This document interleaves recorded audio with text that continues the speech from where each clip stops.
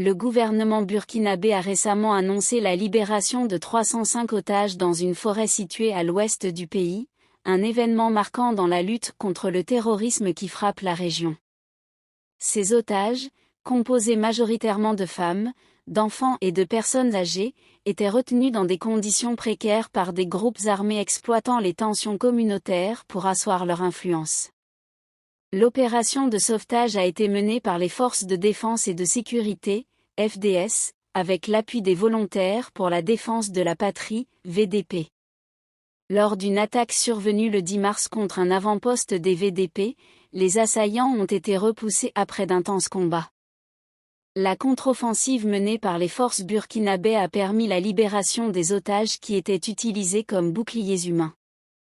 Après leur extraction, ils ont été transférés à Ouagadougou afin de recevoir une assistance humanitaire, leur état de santé étant préoccupant en raison de la malnutrition et des conditions de détention difficiles.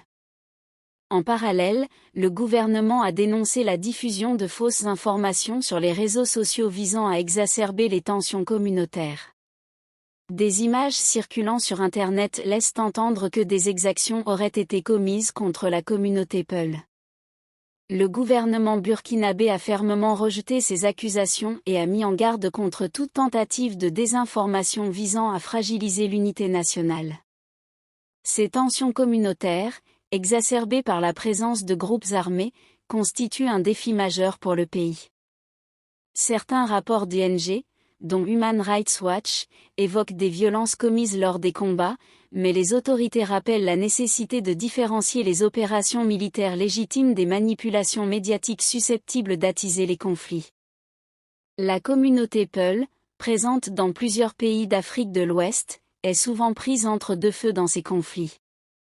Traditionnellement éleveurs nomades, les Peuls font face à des accusations récurrentes de collusion avec des groupes djihadistes, alors que la majorité d'entre eux aspirent à la paix et à la stabilité. Les groupes armés exploitent la pauvreté et ces tensions communautaires pour recruter et étendre leur influence, rendant la situation encore plus complexe. Face à cette réalité, le gouvernement burkinabé appelle à l'unité nationale et au rejet des discours haineux. La lutte contre le terrorisme ne saurait être menée sans une cohésion sociale forte et une vigilance accrue contre les tentatives de manipulation de l'opinion publique.